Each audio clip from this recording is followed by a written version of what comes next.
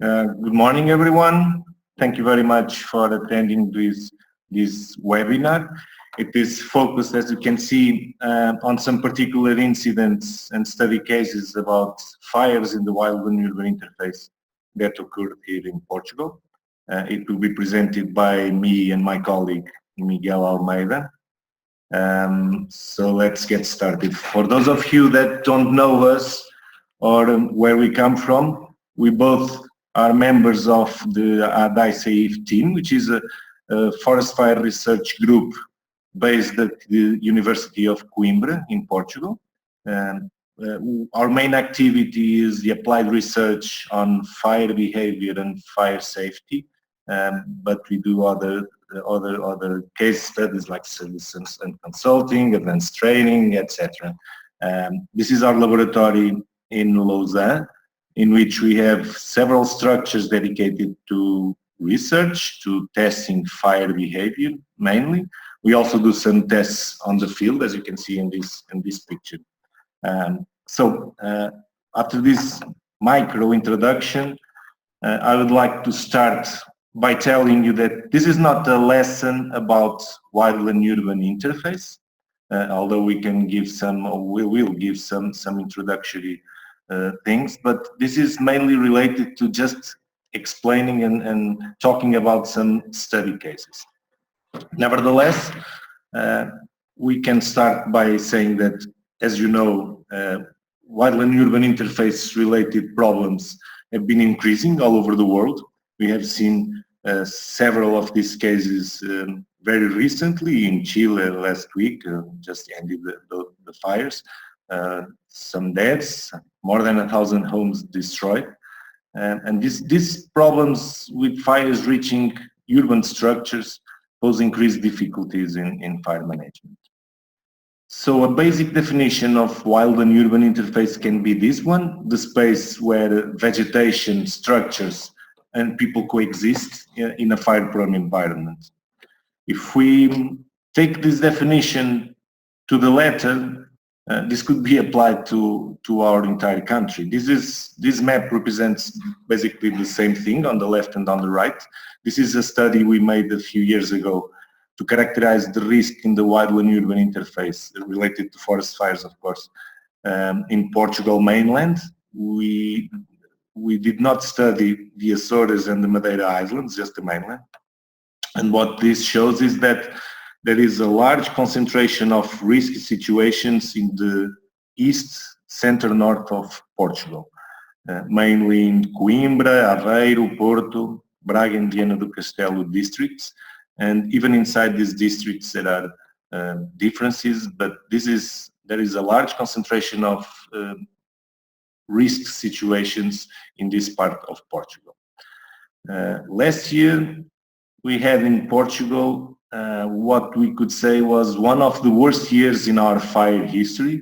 We had several cases of large fires, and many of them, not to say all of them, eventually ended up threatening some villages or cities all across the country. So this was just a basic introduction about wildland-urban interface. We will now start explaining to you some study cases that we have been working on in the past years. This will be divided into two parts. I will talk first about large fires and wildland-urban interface, mainly the Funchal fire that happened last year in Madeira Island. After I finish, I will pass the presentation, hopefully without problems, to my colleague Miguel Almeida. He's not here with me, but we will try to pass to his computer. And so I'll begin. I would like to say firstly that large fires by principle are a big threat to wildland-urban interface areas, especially in countries like Portugal, even Spain and France. You cannot travel several kilometers in these countries without encountering a human structure or people or houses or whatever. So as the fires increase in size, they will eventually end up touching some kind of wildland-urban interface. And we've had several infamous examples in Portugal. For instance, in 2005, there was a very large fire that burned 8,000 hectares. This is Coimbra, the city where I'm talking to you from. The fire started very near in the northeast of the city and was pushed by wind. It traveled not only by surface but with lots of spot fires. Eventually it ended up killing one person. At a certain time the fire had a 20-kilometer continuous front, and some of these spottings traveled long distances, up to 2 kilometers in some cases. Only when the wind shifted, the fire went away from Coimbra. This is a satellite image from the day after the fire passed in Coimbra. You can see it entered the city limits, and with some spotting, it burned several forested regions inside the city limit. I'm talking to you from here, from our Coimbra laboratory. This is the Polo 2, the second pole of the University of Coimbra, and this area burned right here. So this was one of the first cases. All firefighters were exhausted because they had been fighting fires in other parts of the country, and during the night of the 21st to the 22nd of August, around 400 men were placed on the city limits, simply protecting houses and people and property, and the fire just turned away when the wind shifted from northeast to northwest. This is some pictures, some of them very well known from the media. A lot of firefighting means were involved in fighting this fire, but during that night, no one was fighting the fire because they were overwhelmed with the intensity and the dimension of the fire line, the front fire line. Two other cases in fires that were even bigger. We've studied in detail these two fires. In 2012, in Algarve, there was a fire that burned more than 24,000 hectares. And in the ignition was here in this point. In the first minutes or hours of this fire, 56 small villages or locations, sometimes groups of 3 to 4 houses, were near the fire origin. And that conditioned a lot the firefighting activities, because after the fire escaped the initial attack, practically all firefighting means were dispatched to protect people and houses. So there was a point in which the fire was not being controlled because it was nearly impossible due to the several constraints, but people were more or less dedicated to protecting life and property. And then inside all the perimeter that you see here in blue, which is a huge perimeter, more than 300 small places were affected. So you can see how hard can be for a command structure to dedicate efforts to fight a fire and to protect 300 locations and people at the same time. Another fire, or relevant fire, was 3 years ago, in 2013, and this fire had some particularities. It had a big fire run in the second day. It reached 4 kilometers per hour and hit a small village called Quinta das Quebradas with the fire front. There were around 100 men protecting a small village of 50 inhabitants. So 2 firefighters per inhabitant to protect this small village. All these actions condition a lot the firefighting strategy. There was also an incident right about here. There was a construction site on top of a mountain. It was all cleared of vegetation. It was bare soil, so in principle it was not a dangerous situation. But the fact is that when fire started surrounding that mountain, all the workers that were there on the construction site felt threatened by the smoke and started calling for help and for evacuation. What happened is that those guys did not have at any point any briefing on safety procedures if a fire occurred. They were in a mountainous area, in a forested or area with shrubs and forest, but they did not know what to do in case of a fire. So the firefighter means many of them had to be dislocated from fighting the fire to that construction site in order to evacuate about 20 workers that were safe. It was just the smoke. They could be inside the houses or the cars. They would be okay because the fire would not get even near the construction site. But the panic they felt, they asked for help and they had to be evacuated. Another point with this fire is that when there was a wind shift that brought this right flank to be a fire front, and it started descending from north to south. You see these blue parts where the fire started spreading downwards or southwards, and the village of Carviçais was threatened by this northern propagation. So firefighters were dislocated to protect Carviçais once again. They managed to control the fire here, but the fire surrounded the village and impacted from the east. Once again, firefighters dislocated to the east side of Carviçais. They managed to control the fire. The fire passed through south to the south, but then again wind shifted and the village was affected a third time, this time from the south. So you see, just a small village conditioned all firefighting activities on the surroundings. I think this is a clear picture. These three cases I've showed about the importance of or the dangers that wildland-urban interface situations pose when we are talking about large fires. Speaking about this more recent one that happened in Funchal last year, Funchal is the city capital of the Madeira Island, which is located southwest of the Iberian Peninsula, as you can see by this picture. It is a very well-known touristic spot, mainly because of its natural beauty, but also because of its mild climate, and its main activity, I believe it is tourism.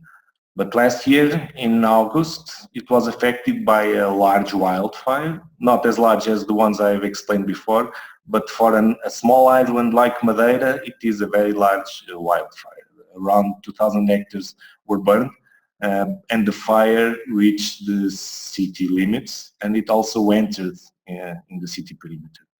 A lot of houses were damaged and destroyed. 3 people were killed inside their houses. And there was an estimated danger. Those are numbers from the regional government.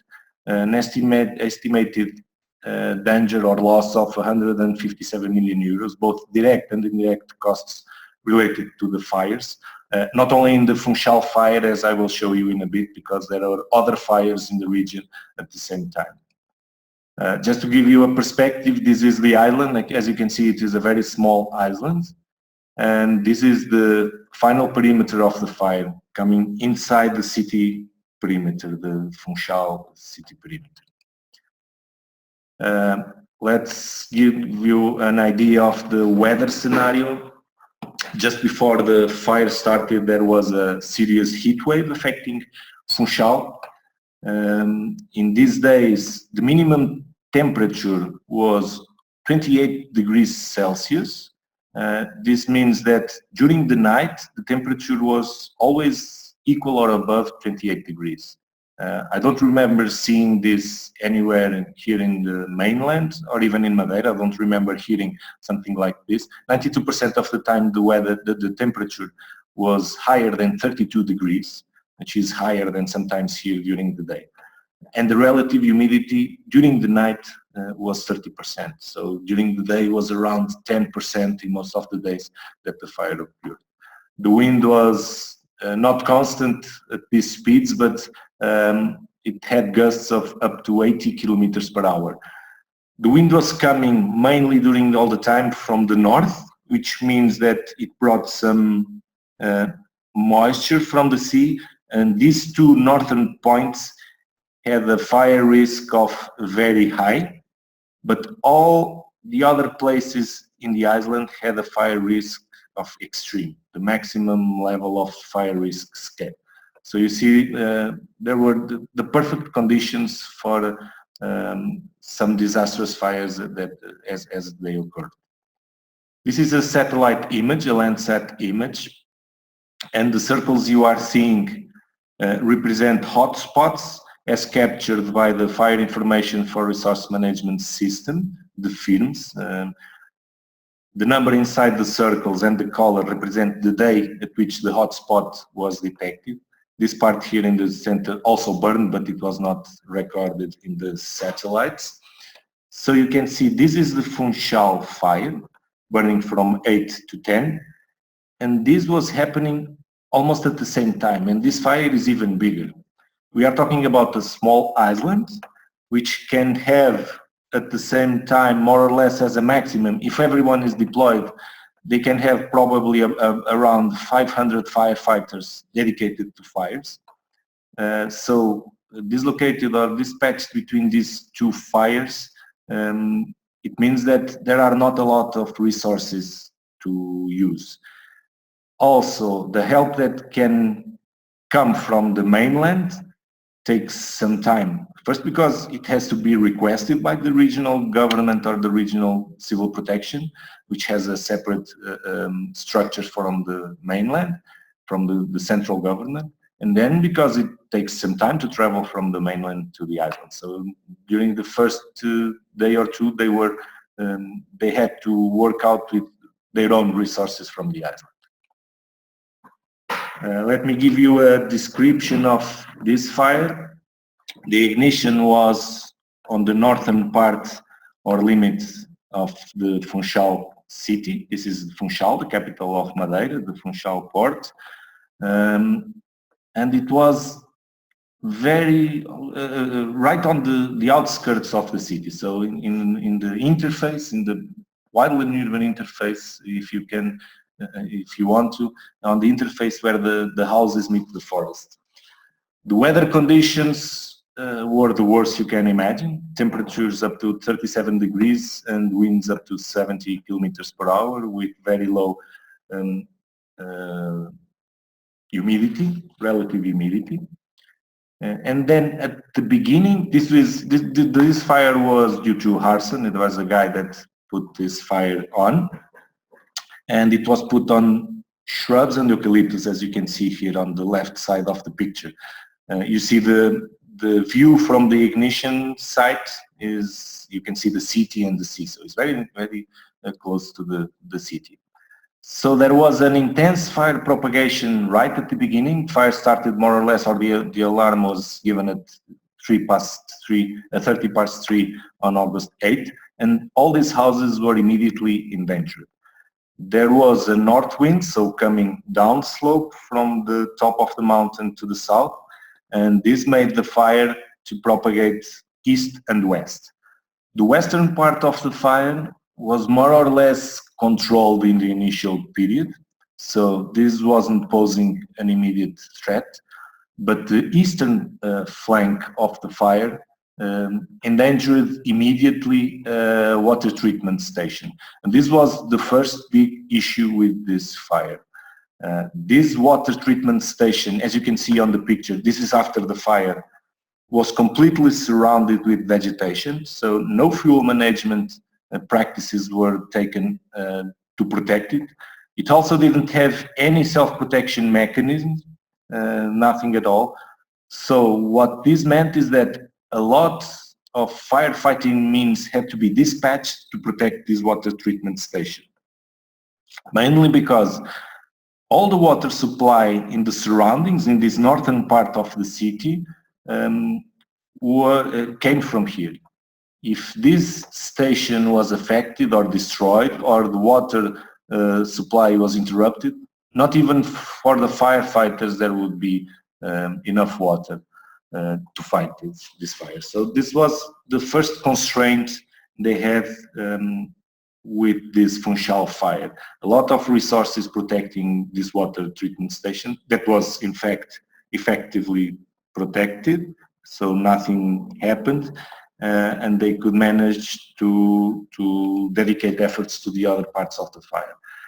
So in August 8th, the first day, by the afternoon, the fire was spreading around this northern part of the city. It also crossed this canyon-like structure. It's a water line on the bottom of a deep hill with deep hillsides. It's spotted to the other side, and then changing a bit the perspective so that you can see, this is what we were seeing. This is the initial propagation on August 9. And then the night of August 8 to 9, fire started descending the mountain and entering the city limits. By this point, during this night, a hospital, one of two hospitals that exist on this part of the city, had to be evacuated, the Hospital dos Marmeleiros, and a lot of people had to be dislocated and sheltered in some facilities. Most of them, or many of them, in military facilities, but also in sports facilities like football stadiums. So you can see that the fire started spreading east. On the west side, it was more or less controlled, so it didn't propagate much more than it was during the afternoon. Eventually, it ended up climbing up the mountain against the wind, but upslope. But the more dangerous part was all this area that was threatening the city. So with few resources that were also dislocated to the other fire that I showed you minutes ago, all firefighters were more or less placed on this northern part of the city, protecting houses and structures. Changing again a bit the perspective so that you can see a bit more what happened. During the second day of the fire, August 9 afternoon, fire started entering through these water lines, what we in Portuguese call ribeiras. It's more like a canyon, a deep valley with a water line on the middle, and then these very steepy hillsides forming a structure that seems like what the Americans call a canyon. So the fire started descending by the bottom, the margins of the water line, also by spotting, because there was a strong wind pushing down. And what happened here was a curious situation. It was the fire descending from in the bottom of the canyon, the water line, and then going upslope on the sides of the canyon. So descending from the base and then going upslope. And this was what caused a severe destruction on these sides of the water line. In fact, some of the biggest issues related to this fire happened because of this fire propagating here in these water lines. 3 people were killed inside their homes here. I will show you a bit later. A 5-star resort hotel was also destroyed on this side. And then several houses were burned in the city historic center here. This is not interface area, this is a pure city area, urban area, but it was affected by a lot of fire embers that were burning and creating secondary ignitions in the city perimeter, inside the city perimeter. By this time, in August 9 afternoon, a second hospital had to be evacuated. Also, the hotel was evacuated long before it was destroyed, hopefully, and 36 houses were burned. So a lot of destruction during the afternoon and the late afternoon particularly. Let me tell you a bit about these 3 specific incidents that happened during this late afternoon. First, and probably the most noticed one in the media, because 3 people were killed inside their houses. 2 of those people were sick in bed, and another one was a relative of one of those people sick in bed that was trying to help her relative and ended up being killed inside the house. This is a video taken on the next day after the fire was declared finished. So you can see here still the smoke from the fire. And this is the group of houses that were burned where those ladies died. You see, it's on the, you almost don't see any forest or shrub area here. You can see some burned areas. This is almost like a vertical wall on the side of the houses, but it was filled with vegetation. I will show some examples in a minute. And this allowed the fire that was coming through the Ribeiro to come up and destroy these houses. Also, at the same time as this fire came up, there were a lot of projections, burning embers from the main fire front that ended up destroying these houses. You can see the video is still going on because on the same line there were several other houses destroyed. So in this group of houses, 3 people were killed. This is the main access to those houses where people were killed. You have to come down the stairs and then go through this narrow corridor. You can imagine taking some help to these people, the difficulty that there is. So you can only come down, and then here you have no road access, no ambulances, no fire trucks, nothing can reach there. And this is these are some pictures of the houses that burned. A lot of fuels, natural fuels. You see they are continuous. This is not a very rich construction, it's a fairly poor construction, so lots of weak points, lots of human-made fuels, but also natural fuels. Everything burned here. You can see almost a vertical wall on this right side of the houses. There were even some gas can deposits on the bottom of the Ribeiro, and here the continuity in fuels, most of them burned, but there were still a lot of them without burning, so it was very easy for the fire to travel inside these houses. The second aspect of this late afternoon was the houses that burned in the city center. How can we reach people living in the city center, in the historic city center? They are kilometers away from the forest or the shrubs. How can we tell them that they have a serious risk in case of a fire that reaches the city limit? This is a challenge for everyone, but with these images it becomes clear that even the houses that are far apart from the forest need to take certain precautions in case of a fire in the surrounding areas. Mainly to close windows, close doors, check the roofs, check the fuels near the windows and the doors, things like that, because houses can burn inside the city limits, as we have seen in this particular fire event. So you can see a picture here. The fire was away on the mountain, and then there was a lot of fires inside, 150 or so houses burnt inside the city limits. The resort hotel, the 5-star Chopin Hills Hotel.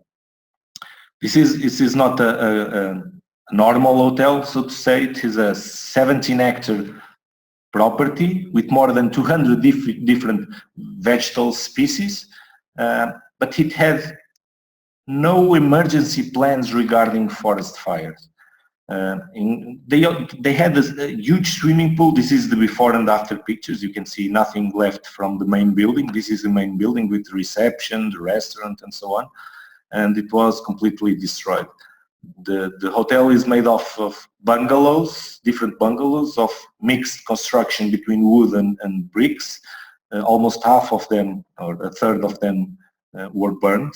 And even with this water in the swimming pool, they didn't even have some kind of pump or plan to use it in case of a fire, even if it was a structural fire.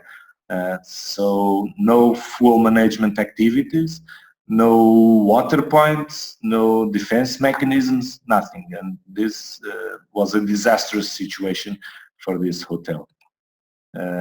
If you see it from Google Earth from top, You can see the resort is this region with the different bungalows. But if you put it in a perspective, you can see they were right on top of this very steep hill. In fact, the fire came from this side, and eventually it surrounded the hotel and impacted also from this side. And in this region, there was not only the hotel, as you can see, it got pretty good damage, but also just north of the hotel, there were some private houses that also didn't have any defense mechanisms, so they suffered a bit from the same problem. They got the houses destroyed, not only this one. And then we had the opposite, because in the same spot, just a couple meters up the hill, there was this guy who had thought ahead of time, and he managed his garden. These houses are not from the firefighters, they belong to the homeowner. So he designed his space in order to have some defensive space, some vegetation adapted to water, which had very high water requisites, but he had water. So he could made up a very good defensible space, including a water pump connected to a water source, and he managed to defend his property. So not even the wooden structures got destroyed. This was a good example and was practically at the same side of those houses that were destroyed and the resort hotel that was also destroyed. A couple of meters west, or 100 meters west from this area, there was a football stadium from one of the teams in our first division, and the janitors had to go there in a hurry to remove all the publicity panels that were hanging up on that net, because the fire was starting to ignite them, and this could provoke several or severe damage to the structure of the football stadium. As you can see, this is the final perimeter of the fire, approximately 2,000 hectares. 154 houses were destroyed, but 100 more were severely damaged by this fire.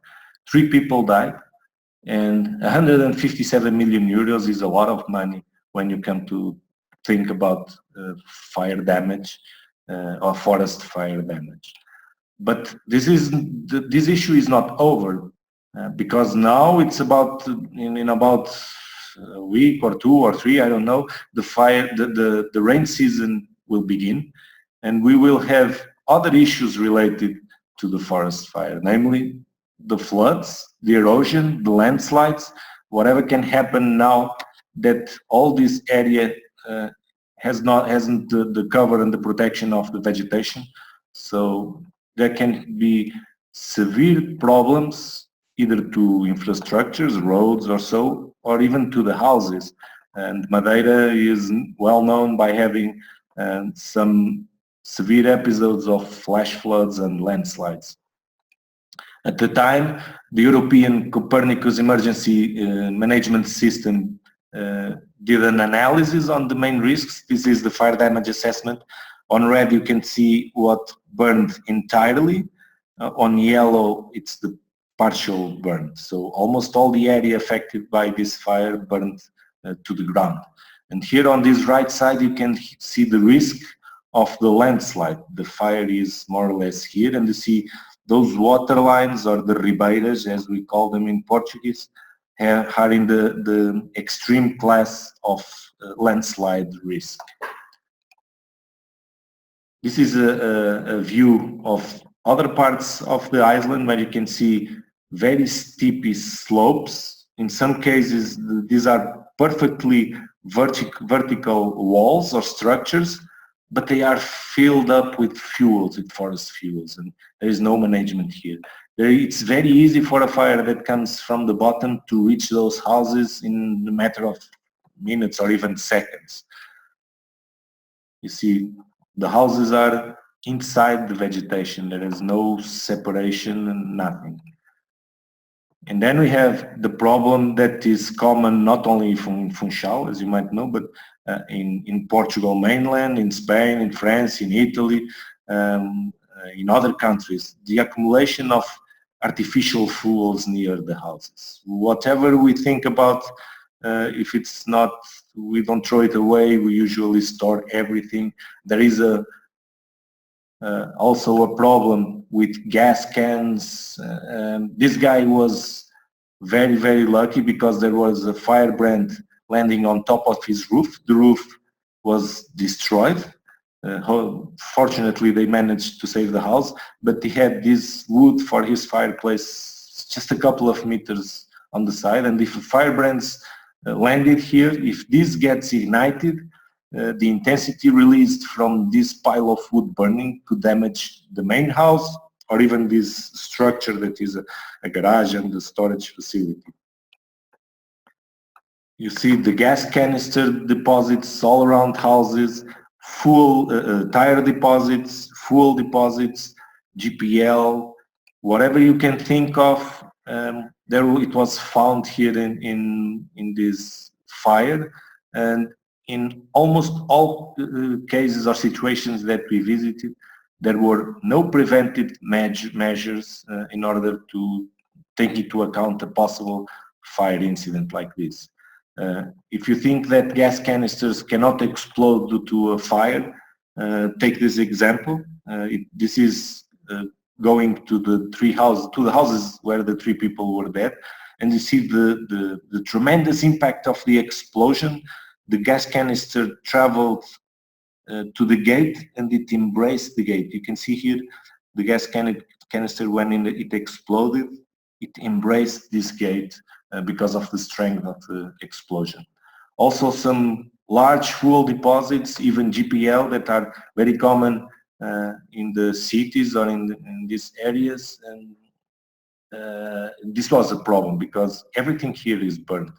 Sometimes there are fences or separation space, but most of the times vegetation comes in contact with these structures. A positive thing that we saw in some cases was the use of good ornamental species that are more or less resistant to fire. They burn, yes, in some cases they burn, but you can see the combustion is not so intense that it gets all the vegetation destroyed. So this can be a good barrier to the passage of a fire if it is complemented with other things. Of course, we found many other situations where the species are not adapted to fire, so they have a lot of fine fuels, the dead fine fuels, and they can transport very easily fire to houses. Finishing up this part of the webinar, I can sum up what I've said. Funchal had a serious heat wave during these days. It had an unprecedented Wildland-Urban Interface fire event with disastrous consequences, 3 deaths, hundreds of houses destroyed, hundreds of people taken away from their houses, 2 hospitals evacuated away from the fire. And of course, we have seen throughout this presentation that there was an increased risk to the lack of fuel management and defensive mechanisms around the houses or the city itself. The accumulation of fuels near the houses, artificial fuels, and a lot of people that were not prepared to an episode like this. So there's a huge lack of fire awareness in Funchal and, well, in many other cities of our Europe and the world. So this finishes up my part of the presentation. We will now continue with Miguel Almeida. So first of all, thank you very much for this opportunity, and thanks for all the participants for the interest shown in these presentations. So I will talk about 3 fire events, 3 case studies that address not only, Luís Mário told before that the Wildland-Urban Interface is where the meeting of the forest people and structures. I will not, regarding to these structures, I will not talk about dwelling houses, but other kind of structures, as we will see. So I will talk about the fire event of Póvoa Miada. It's known as the fire in Andanças. Andanças is a summer festival where more than 400 vehicles were destroyed by the fire. Then I will talk about another fire event that occurred in 2015 that is known as Canelas de Cima, but was more famous as the fire of Passadiços of Paiva River. And then I will talk very briefly about another fire event that is the fire event of Almeida. In this presentation, I will talk more and not. I will try to highlight the Yeah. Sorry to interrupt you. You are not sharing the screen yet. Now? Okay, it's starting. Okay, now it is. Now it is. Go ahead. Thank you. So I was saying that I will try to highlight some procedures that normally are followed in wildland-fire events, and so of course that sometimes I cannot be fair because the decisions taken during the fire are normally under stress and so on, but after the fire sometimes we can analyze and try to see what could be improved in terms of safety and efficiency. And of course that I tell you right now that my role is much more easier than the role of the people that have to take decisions under the stress caused by the fire events. So talk about this first fire event of Póvoa Miada. So that occurred in the summer festival of Andanças. This fire occurred in August 3rd of the last year and started quarter two 3.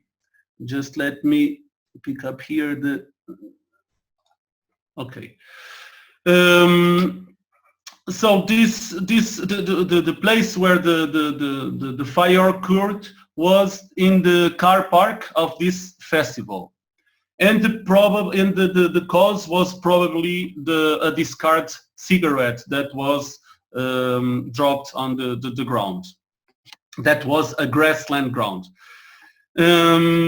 So besides the tremendous impacts that this fire had, with almost 500 vehicles affected and for more than 430 vehicles totally destroyed by the fire, in that spot, in that area, there was about 3,500 people, and so it's this is the relevance of this fire. Let me tell you that this study of the fire was made in the project that is the Fire Camp project. That is a project that tried to analyze the fire safety in campsites and the fire risk. So the summer festival Andanças, it's a festival that is, let's say, quite old, since 1996 that is organized, and normally it is organized in forested areas. You can see more or less here, since I think 5 years that this festival is organized in this area that has a water lake. It's a dam, a water lake here, and so here we have forest mainly with eucalyptus and of course several other grass areas.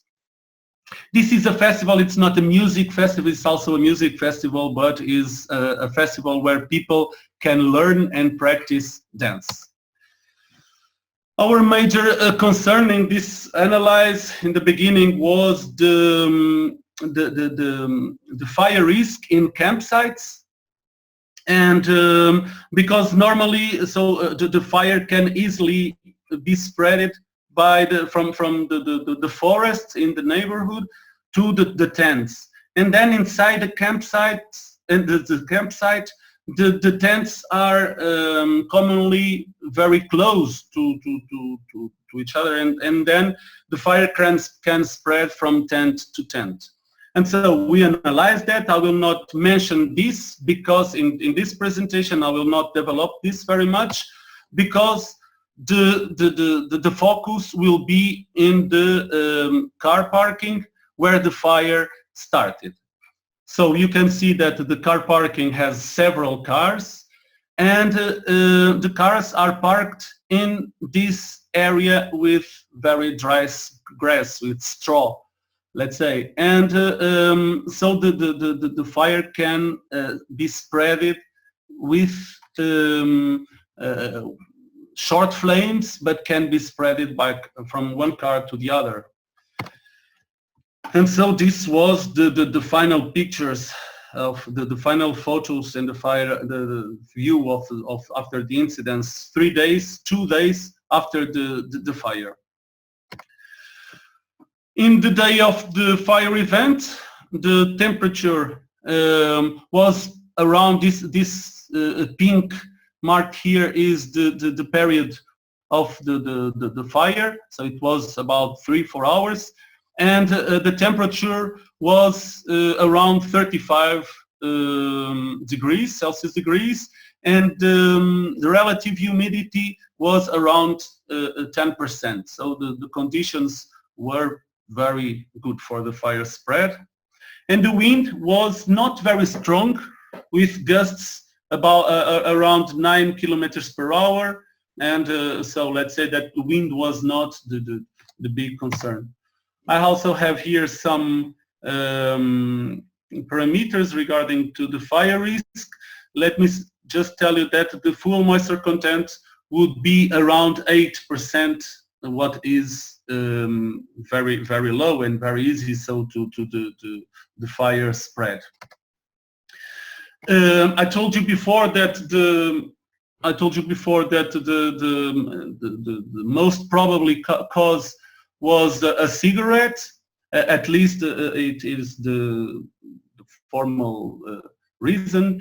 And let me tell you that we also performed in the past, we performed some experiments that show that for a fuel moisture content about 8%, the probability of ignition for a wind slow, more or less like that, is about 80%. So this is, the cigarettes are really a concern that everybody should have in this kind of areas.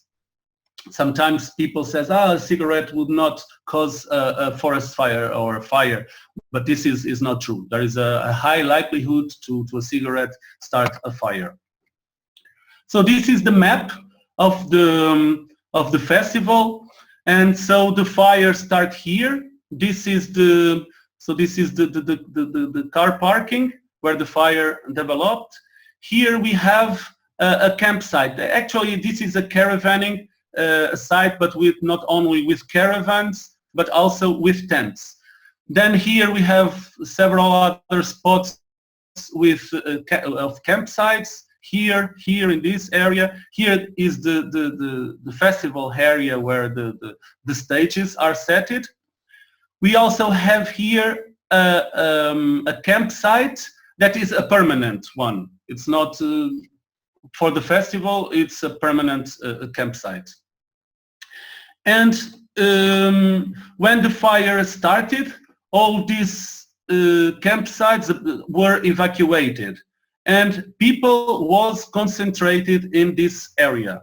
So people was concentrated in this area, but people from here tried to go in this direction. There is a small road that crosses the festival area, and what happens is that spontaneously, because there was not an order, a formal order, but people from this campsite start walking in this direction, and some people that was concentrated here start walking in this direction spontaneously, I repeat.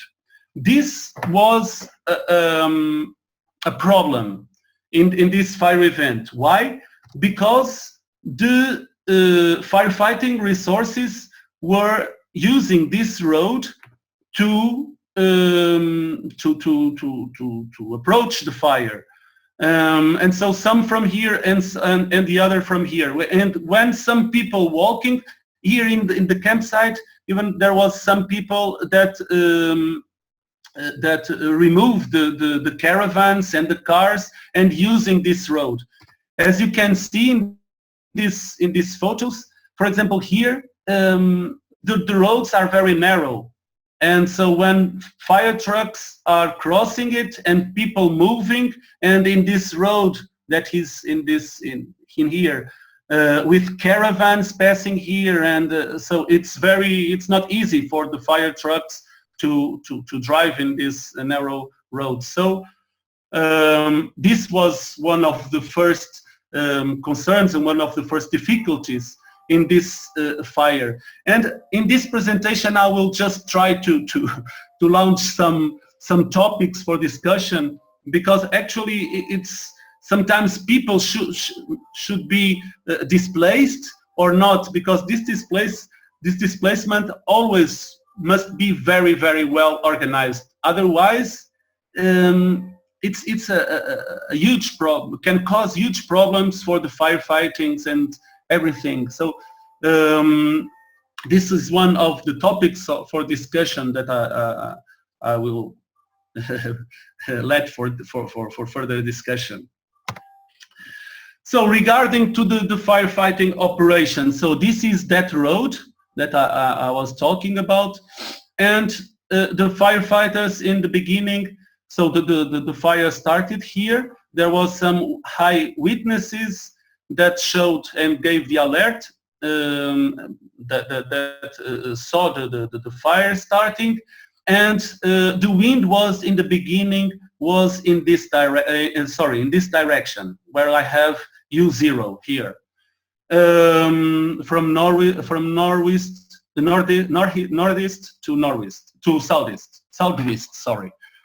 And so the first concern was because there was this permanent campsite that I mentioned before, because the fire was going in this direction.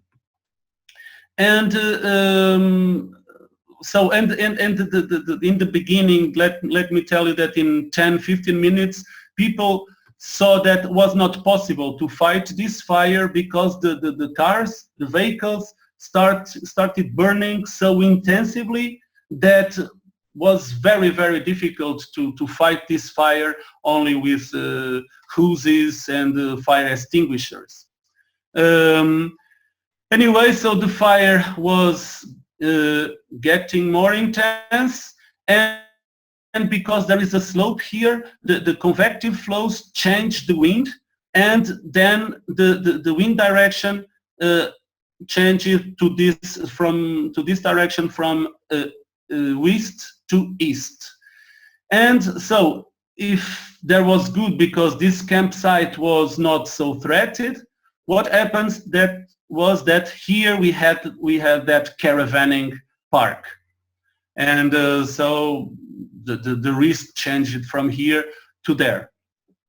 So they start building here a firefighting defense, and then there was another firefighting defense here, another firefighting line here in this case, and then when the aerial means came, they start fighting here in this area where I called FC4, because the car parking was not only this but extended from along this road.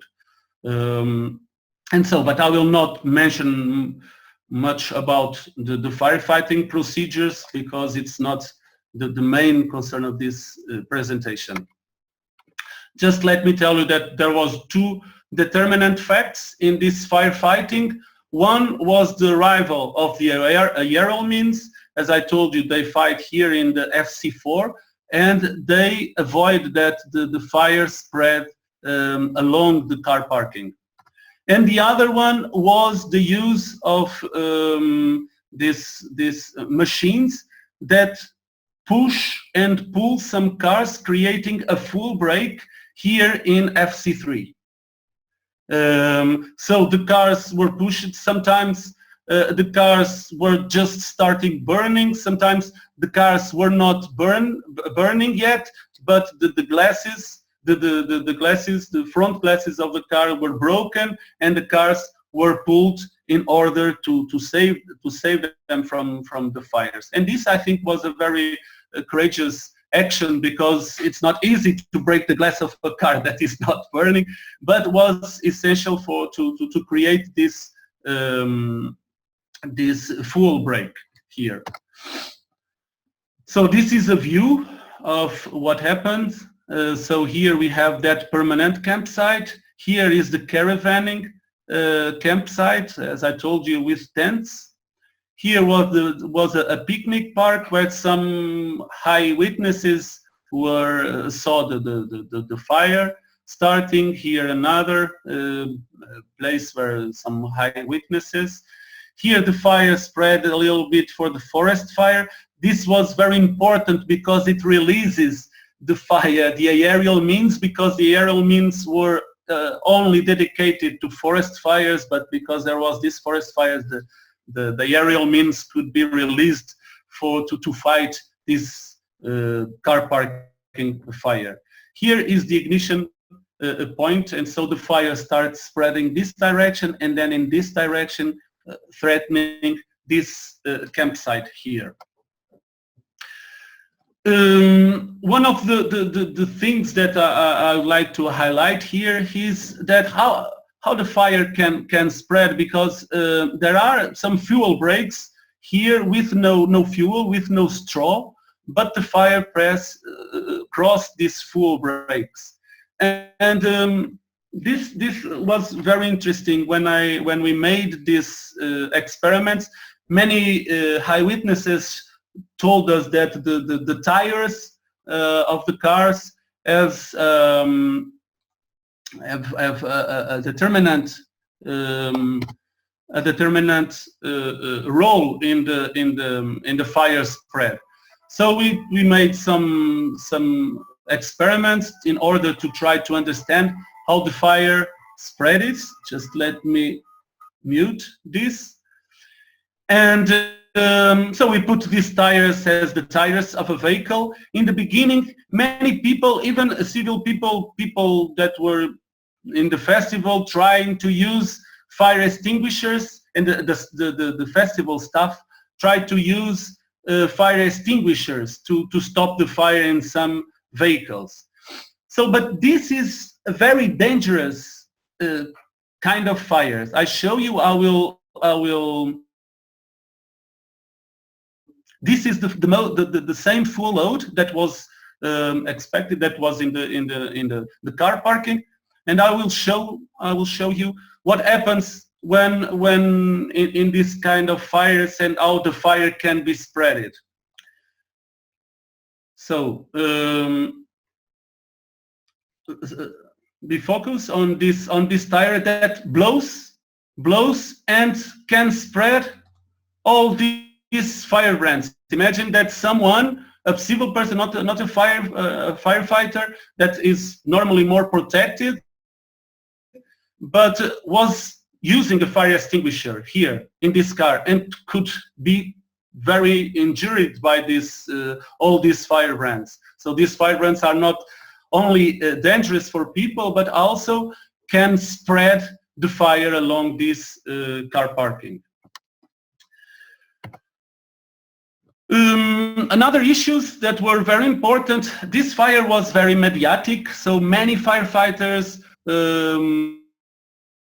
went there, and many firefighters were addressed only to fight this fire. But as I told you, that campsite was in danger, because there was not only the smoke, but many fire brands that were projected, that were transported for the campsite. And actually the firefighters were not aware of this situation, of this problem, And so, but in a visit that I made 2 days before, we could see several fire brands that landed in the campsite.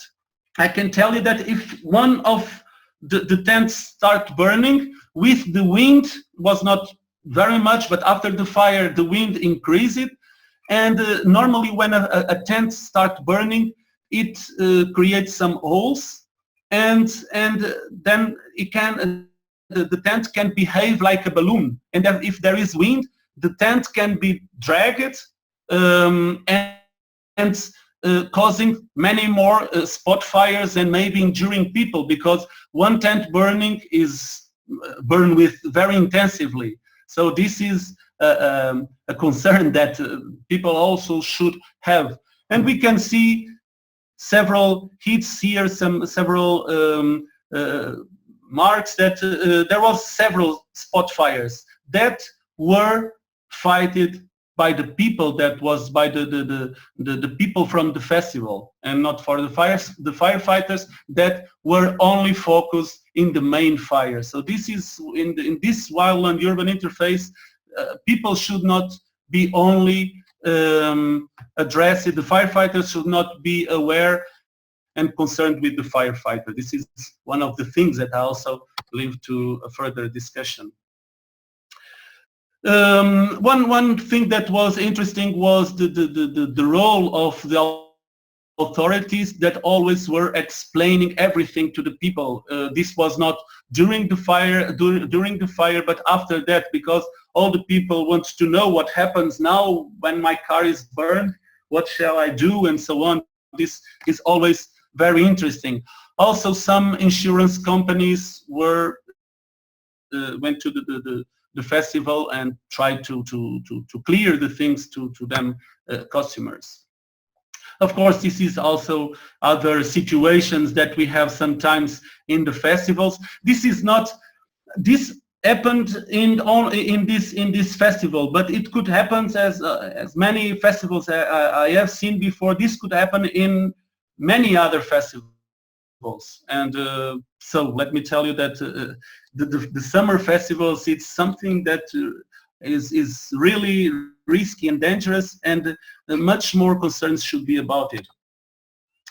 I told you before that some people use fire extinguishers, and in the middle of all that burnt area in the car parking area, there are 2 cars that were saved only by fire extinguishers. This was close to the initial ignition point. So, but these 2 cars owners had lucky. This photo was taken 2 days before the fire, and see that even after this fire event, and people that was really scared with that, but in that case we also have some cars parked and avoiding the escape of other cars. This is incredible. How after a fire like that, people can follow these risky procedures and behaviors. So I think sometimes there are no warnings that can avoid people to take these risky situations.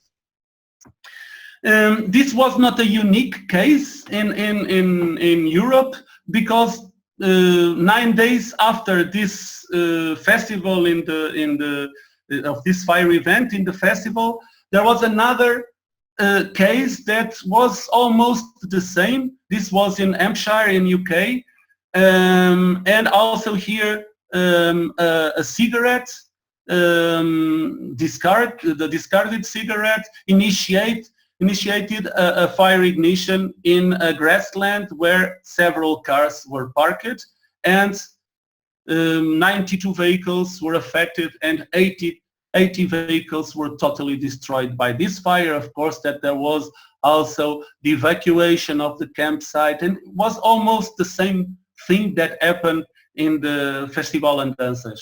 And so just to highlight that this is not a unique problem. This is quite common, not with these impacts, fortunately, but sometimes happens. And all the festivals have several ignitions every year. So talking about this other fire event that happens in 2015 in Canelas, in Passadiços do Paiva, so the Rio Paiva, so it's Paiva River footbridges. These are very famous in Portugal because, as you can see here, it's a nature area and everything is very, very beautiful. And but unfortunately, there was a fire close to here, as I will describe. This happened in September 7th, about the 1:30. And the relevance of this was the displacement of several hundreds or even thousands of tourists that were using these trails. So the conditions were this, very, very hot, more than 30 degrees. The humidity was about 10%, and the wind was quite strong, with gusts of 30 kilometers per hour. So the surroundings were forests, very steep slopes here, and the vegetation was mostly with eucalyptus and pine trees, but with several shrubs as well, so was forest with understory in the major part of this area. And this was the burnt area, so you can see all these slopes, and here at the light blue is the Passadiços do Paiva, so the footbridges. This is a view. So the fire started here, and then all this the footbridges is in this line here, in this water line. So the fire started here in this point, ignition, and start spreading in two different directions. One with against the wind, but with the slope. So here we have a slope, and here is the highest point, and these start climbing, let's say, the mountain. And the other fire front comes from, follows the wind direction. After a while, when it reaches the top of this hill here, the fire starts spreading in this direction. In this one, starts spreading in this direction. In this case, the wind changed in this alignment here. So from southwest to northeast. And then this fire front also rotates for this, where you can see in this arrow, and creates an extreme kind of fire behavior phenomena that we call the merging friends, or the junction fires. When two fire fronts meet with a certain angle, what we see is that the fire really gets very, very, very intensity, and so several spot fires were at a short distance, so several firebrands were released here, and also several fire worlds started when these two fire fronts met. And when that happens, there was the decision to evacuate the Passadiços, so this trail. And this was done in that case. Of course, that the decision to evacuate was very nice, but maybe the procedure was not the best. After all, it was very good because there were not injuries, there were not people hurt, and so everything went well. But as we will see, that was, let me tell you, that was a lucky thing, because what happened was, let me tell you that we have three important points that can be approached. Here is forest with no roads, and so the firefighters could not come here to this part of the Passadiços, but we have two ends of the Passadiços. One is in Espiunca and the other in Arainho. And in the middle we have Val, where it's possible to address. It's not easy for a bus to go there. but some cars can go, and it's a very narrow road to go there, but it's an important middle point. And so what was done was the firefighters and the authorities came here and told to these people, some to go to Espiunca, in the Espiunca direction, and the others to go to Arainho. And when they were walking from here, they should tell to the other people that were using the passadiços to go back and to go to Arainhos or to Espiunca. But what happens, and then coming back to the fire behavior again, what happens, I told you that when these two fire front met, there was several spot fires here. And what happens was there was a medium-long spot fire that is here in this spot fire A, that developed very intensively, and so starting to interact with this main fire front. And what happens is that people that was going to Espiunca could be reached here in this in the middle of these two fire fronts. Fortunately, nothing happens. Nothing happens in terms of injuries or people hurt. That was very good, but was very risky situation. We are talking about minutes. So at 3:45 was the decision to evacuate. So they have to go there to tell to people, this is 8 kilometers. So let me tell you that this is 4 kilometers from this side and 4 kilometers for this side. So people start walking, and here we have 1.5 kilometers. And so the decision to evacuate was at 3:45, and the spot fire was occurred at 5:15, so 30 minutes after that. And so if it was a little bit earlier, or it could be a very, very dramatic. And so what could be done in this case, of course, not with the stress of have to take decisions during a firefighting, that is, so as I told you, my role, it's very easier, but people should be, some firefighters should start making this way from Espiunca to Vau and tell to people to come to Vau, and maybe some should be collected in Vau, but because it's not easy to put cars in there, but people should walk in the direction of Arainho, since the fire was coming from this side. Now it's easy to tell that, but in that occasion was not the first clear option. So of course the fire start, the spot fires and the main fire interact, and then create a new fire front, another merging fire front that start another spot fire that occurred about 5 o'clock.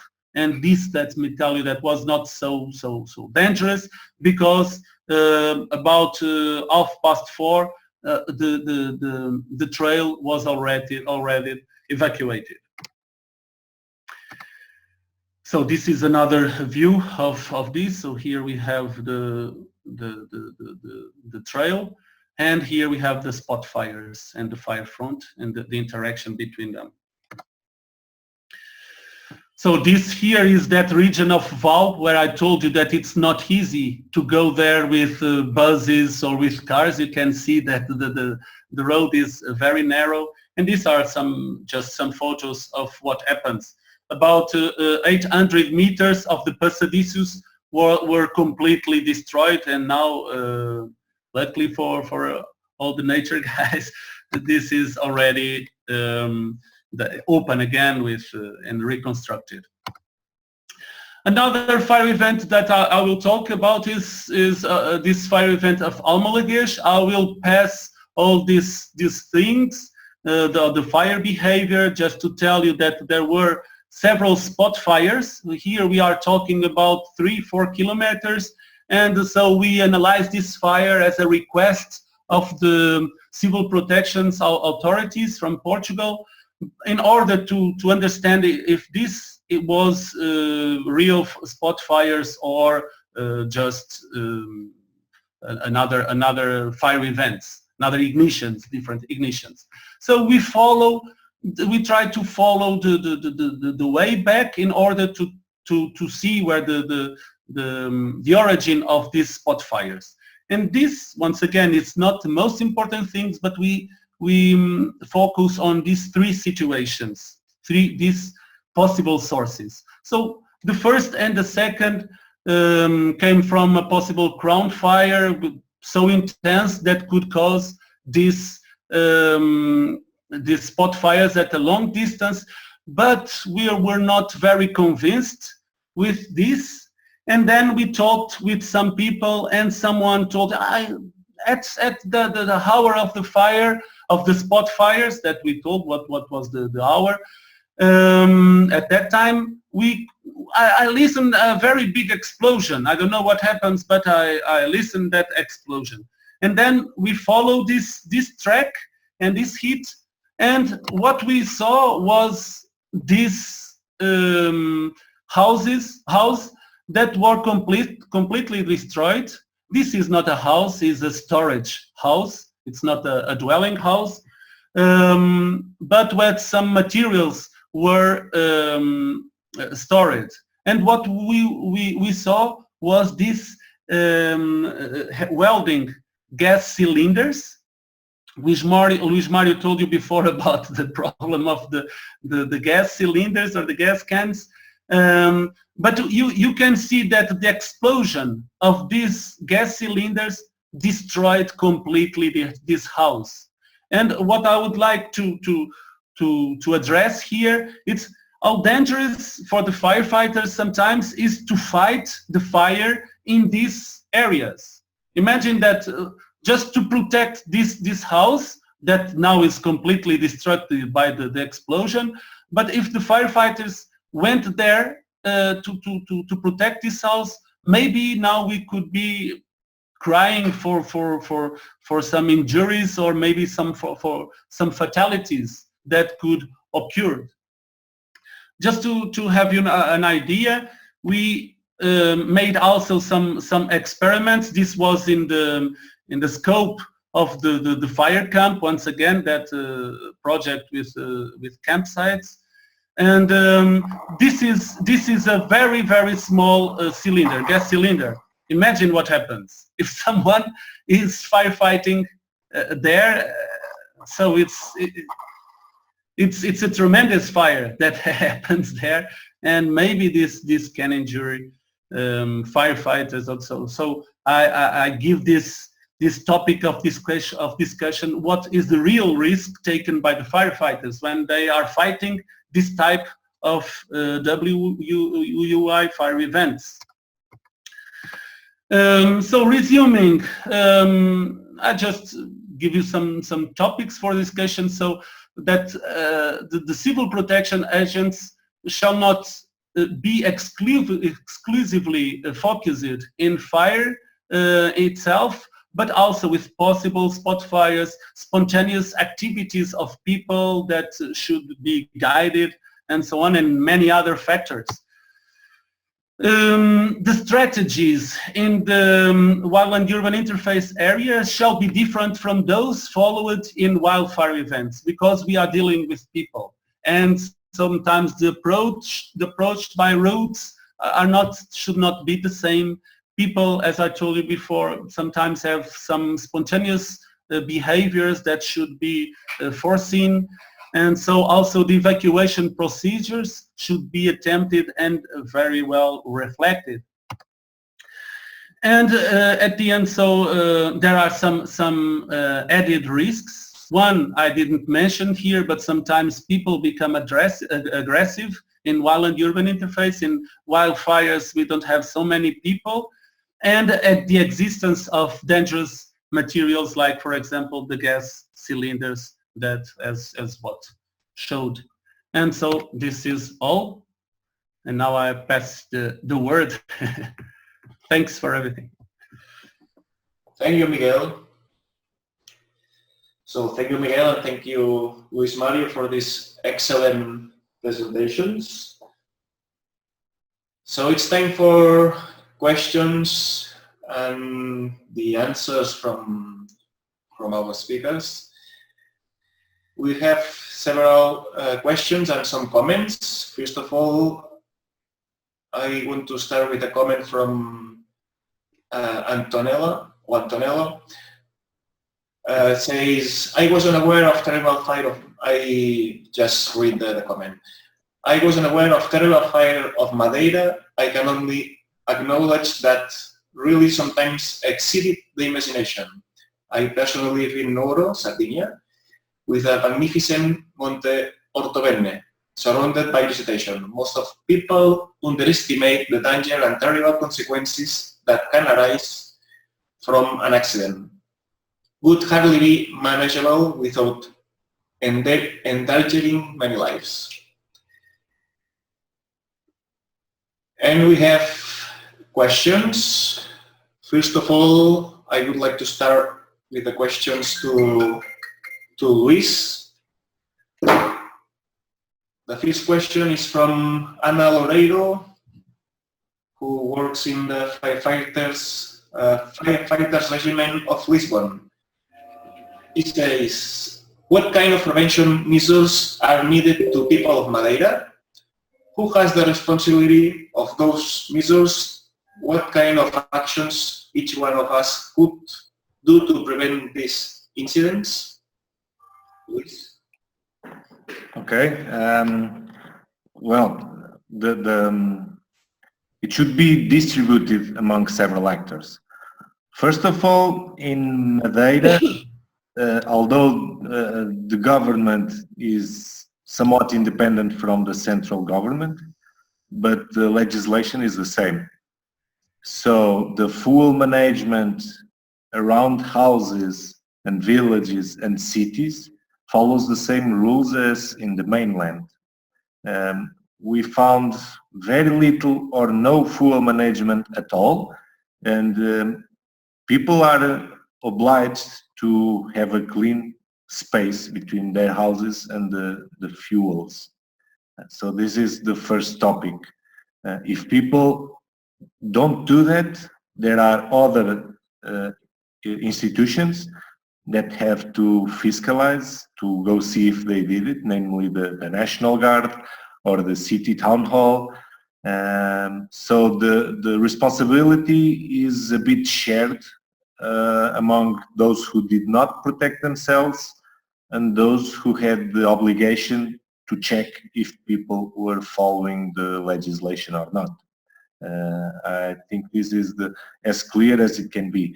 Regarding the houses in the city center, that is another issue. That's more an issue of sensibilization or sensitization of the people inside the cities. They are not obliged to clean anything because they are in the city center. All they have is houses. But they can be informed as to some preventive measures like checking their roofs for weak spots, weak points, broken tiles, checking their windows, closing the windows, closing the doors, removing any accumulated fuels from outside their houses. This in case of a fire event, of course. But the most endangered houses are the ones in contact with the vegetation, and in principle, people should follow legislation and manage themselves, have their clean houses. That the case of the water treatment station that I mentioned, that was a public facility, so I believe, I don't know, maybe it belongs to the city or the government, I'm not exactly sure, but there is a clear responsibility of the ones in charge of that water treatment station. Jordi, I think. Yeah, thank you, Luís. There's also another question for Luís from Antonello Paul. I would like to know if a house is adjacent to the area of fire, people who are inside can resist to smoking without having to evacuate. Is necessary evacuation procedures? Okay, I believe Antonello was not speaking about smoking, but smoke. I suppose. Smoking is a different thing. The answer is similar to the one I gave before. It very much depends on the conditions of the house. From our experience in analyzing accidents related to fires, we haven't analyzed or investigated any deaths except from these ones in Funchal. We haven't investigated deaths inside the houses when the fire passes by. Most deaths occur or firefighting or when people are trying to run away from their houses. If a house has a good construction and it is maintained clean, people should remain inside, making some precautions that all windows are closed, the curtains are removed from the windows, fuels are separated from the external walls. This has advantages because not only you are inside your house, and if some burning particle gets inside, you can put it out, and you protect yourself. If you protect, if you cover all the entrances with towels, wet towels, or so on, smoke will not get inside the house. So, in principle, generally speaking, a house is a very good place to hold when the fire passes through. This is due to the house's resistance. This advice is not true when you talk about houses in other countries. For instance, wooden houses in the United States or in Australia. Those houses can burn from the outside even with some protective measures. Those houses need to have extra care in fuel management on the surroundings. But in the construction type of European houses, the brick and stone houses are a good protection against the fire. Jordi? Thank you, Luis. We have 4 questions from David Caballero. 4 questions for Luis. First question is, I will read it out, all the questions for the rest of attendees.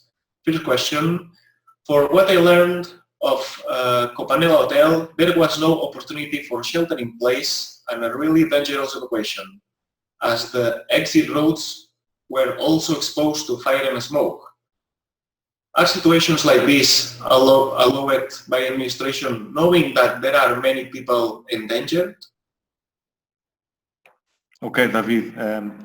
David, you were there with us. As we have 1 hour and a half, be brief in your answer. I'll be brief. Yes, the particular case of that hotel was a serious one. I believe the authorities never thought anything like that could happen because being a structure, it is obliged to follow the law as all other structures, so fuel management practices should be in place, but there was no verification of that. Also, the management of the hotel should be aware that they needed to do that, so there was a clear mistake from everyone involved. And the only way things were not very bad was because the evacuation was done in time, way before the fire reached the hotel. Otherwise, as you said, if the evacuation was delayed and if it was made when the fire was very close, that should be a problem because the access to the hotel is not so clear, the narrow roads, the smoke, everything. So it's a shared responsibility between municipality and the owners. It's the same as for the other houses. They should clean, but there should be an entity that needed to go there and see if they cleaned. Jordi? Thank you. David is also asking, hydrological risks affect houses but also infrastructures such as roads. Are these potential risks affecting population, taken into account for urgent? I don't know if I understood. If the risk inherent to the roads is affecting the population, is that it?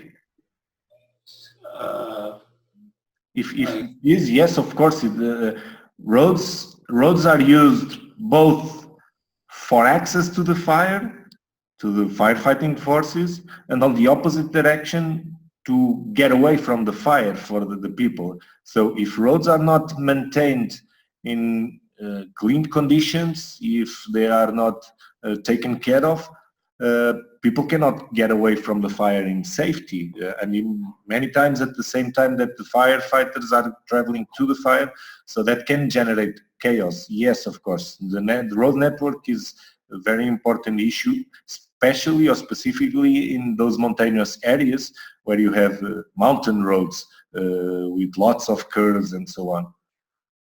There are very few highways in Madeira. Okay.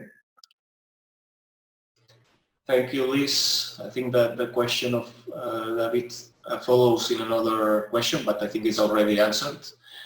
David is also question, in my view, given the population, especially in summer with tourism and accessibility, Funchal has proven to be a dangerous and difficult wildland-urban interface to manage. Has the Portuguese administration taken any directions on that? I didn't understand very well the question. In summer, David is questioning if the Portuguese administration has taken into account some directions to prevent this risk of living in a wild-urban interface for tourism in summer.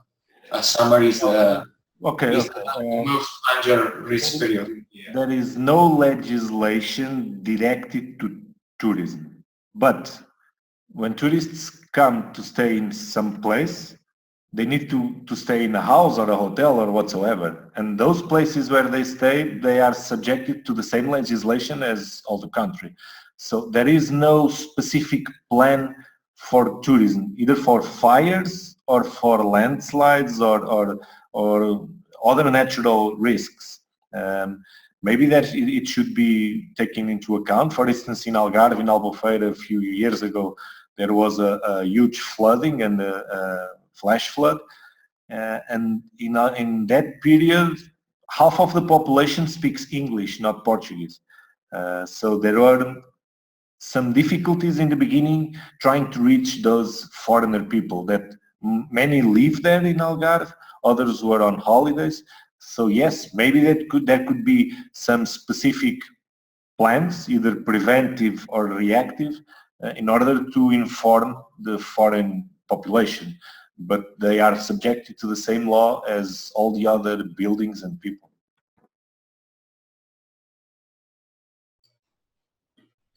Charlie? Thank you. Thank you, Luis. I think the rest of the questions are for Miguel. Yeah, I'm here. First of all, we have a question also from Manuel Loureiro from the Fire Service of Lisbon. She says, which are the major problems when a fire happens in a place overcrowded?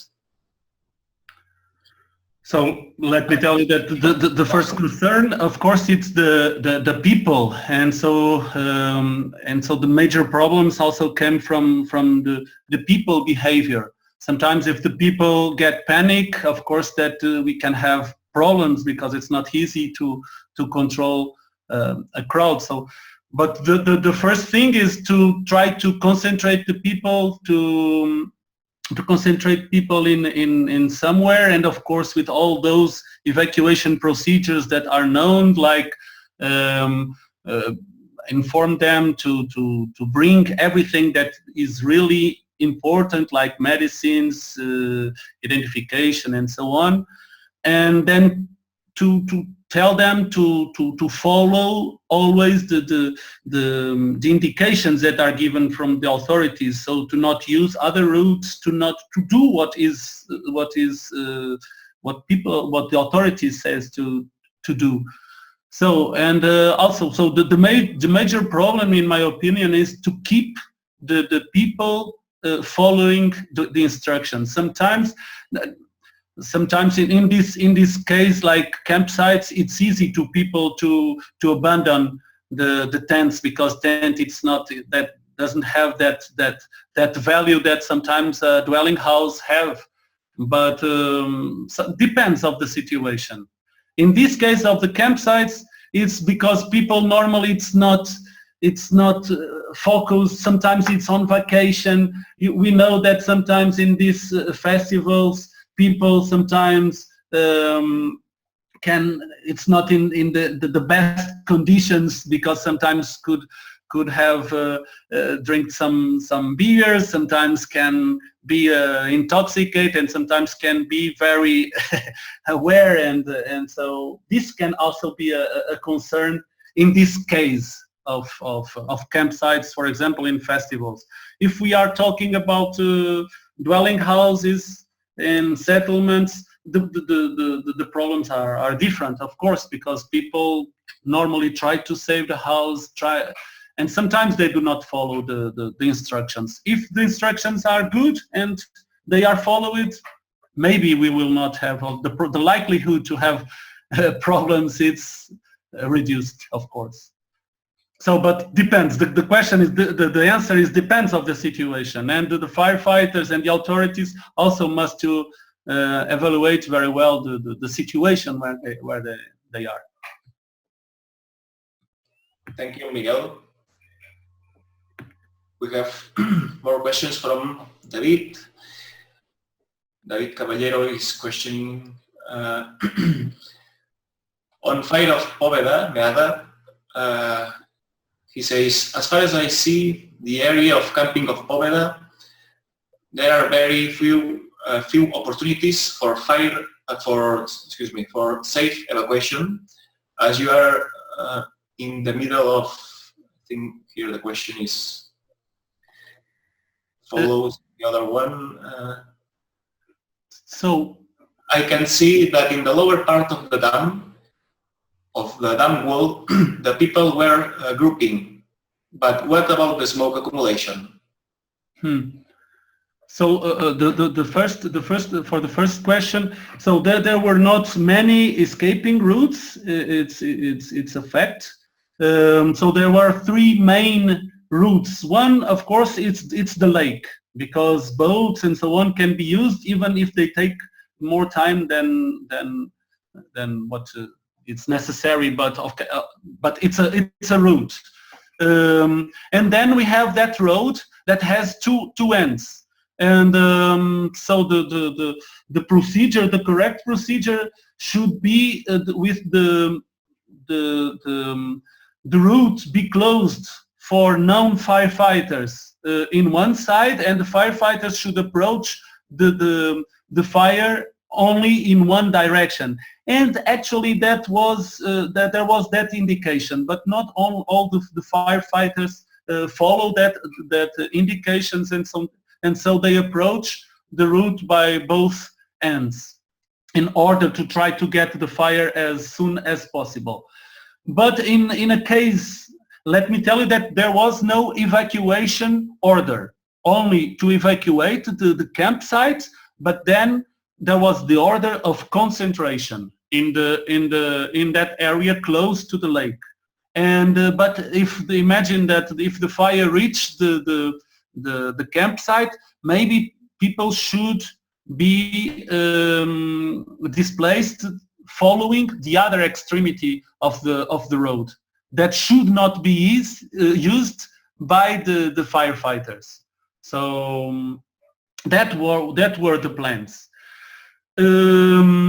Regarding to the smoke, in this case, you could see that the fire, the wind was going in the other direction, not in direction of the concentration area.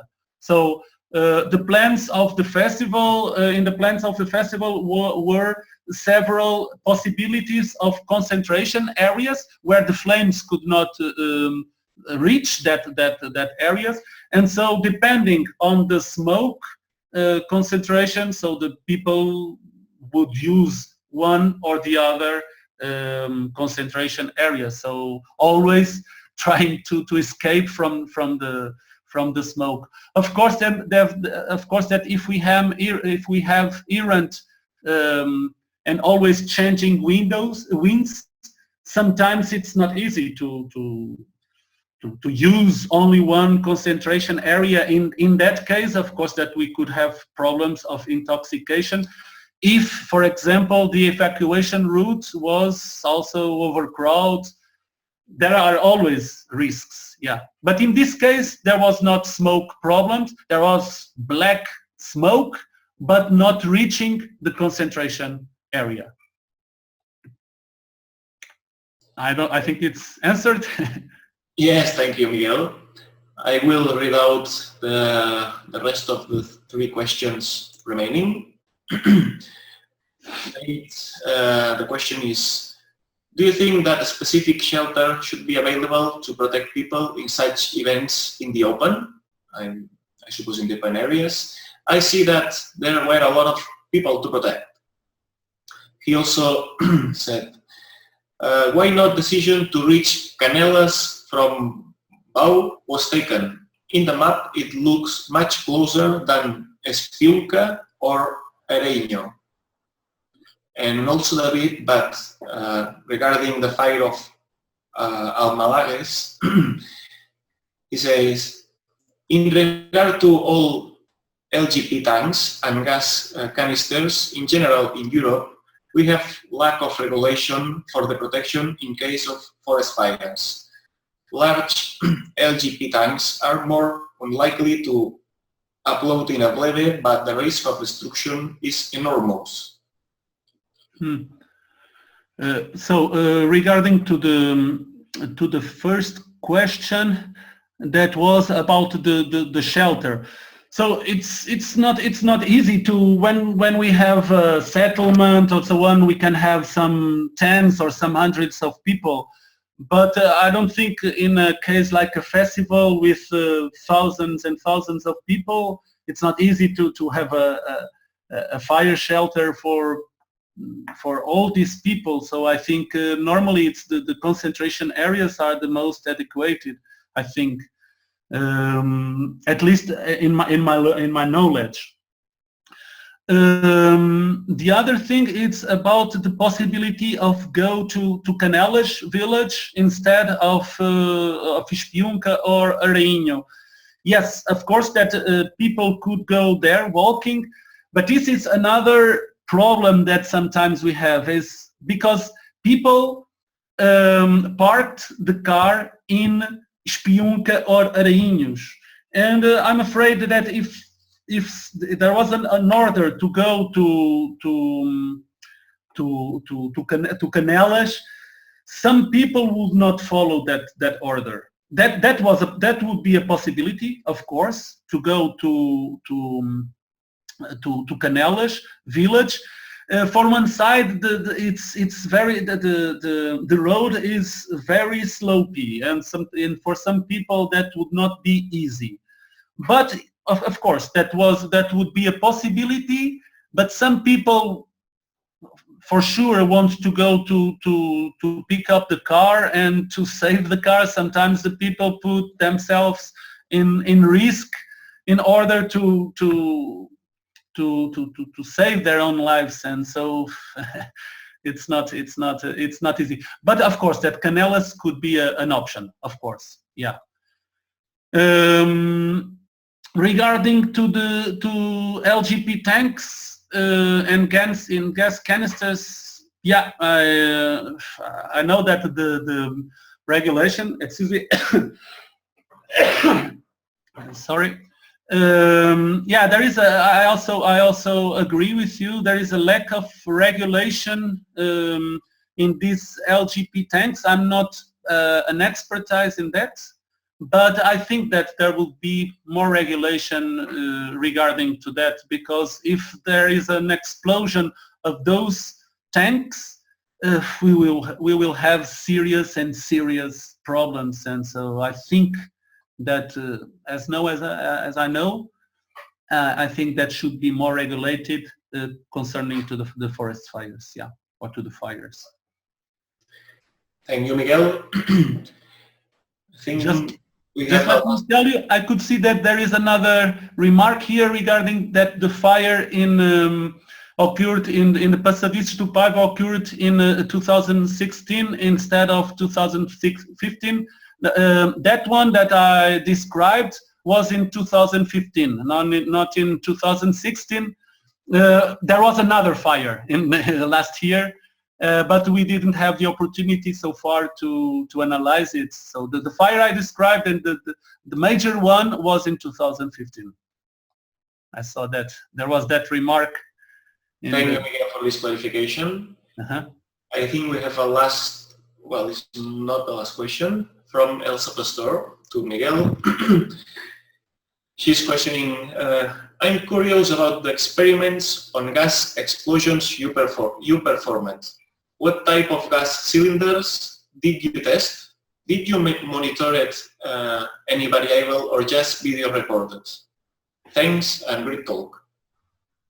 So the first thing in the major goal of these experiments, we made several, let's say, explosions, and the main goal was just to record it in video in order to say to people that this is really dangerous. This is in the scope of the fire camp project. And so the major goal was that, just to video record it. However, we measured several parameters, of course, like the shock wave and also these were made some months ago during January, so 1 month ago, and we didn't made many calculations, and we didn't explore the data we have. So of course we didn't write any papers so far, but we have some measurements, and so we want to explore a little bit more those experiments. But yeah, we measure some parameters, and so we will try to put them in a paper or something. We will try to disseminate them. But so far it's only video images we have. There was another question or not? Was this one? Yeah, I think I'm checking all the boxes. Yeah. But from Elsa Pastor was just that. Yes, that's it. Yeah, okay. There's a comment from Jorge. Jorge, well, he says congratulations on the for these presentations, and he also says this is them with a long way to go in order to change risk behaviors and reduce damage caused by fires in wild-urban interface. My question is whether they agree with the idea that the resolution of or reduction of this type of occurrences goes through citizenship education from the first years of school, intervention projects in society, training of specialists in the interpretation of fires, and greater training of safety and interpretation of risk in firefighters. I don't know if either Miguel or Luis can answer this comment. I can give you a comment. Sometimes, yeah, there are some education addressed to these young people, to first years of school, but I think it's not enough, because the fire is a problem that we have right now, and so of course that it's important to educate young people, but there are many other groups that should be also addressed by this education. Actually, sometimes the problem we have with fires and with ignitions is not caused by, sometimes it's caused by elder people that start fires for burning some wastes and so on, because the idea of these elder people is that the conditions are the same when they were younger, and the conditions nowadays are completely different from some decades ago. And so I could not say that that this education program should only address the younger people, but even all the stages of age, all the ages, and of course also these people with the elder people and several groups. So I think there are much work to do. I don't know, Luís, Mário, if you want to add something. No, it's okay, man. Okay, Jordi. Okay, thank you. So I think that's all. Thank you, Miguel, and thank you, Luís. Thank you again for these excellent presentations. So it's 2 o'clock p.m., 2 p.m. o'clock, 2 hours of webinar.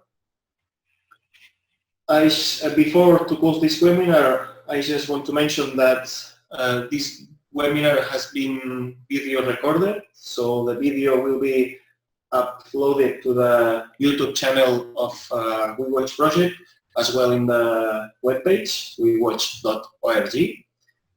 And I will like also to encourage all of you to join the community of Wuiwatch project through the registration in the Wuiwatch project webpage. And please also, you can follow us in our YouTube channel where you can find all webinars videos and also the videos of the last workshop in Spain, in Valencia. So thank you, and we will see in the next webinar. Thank you, everybody. Thank you, Jordi. Thank you, everybody. Bye-bye. Bye-bye.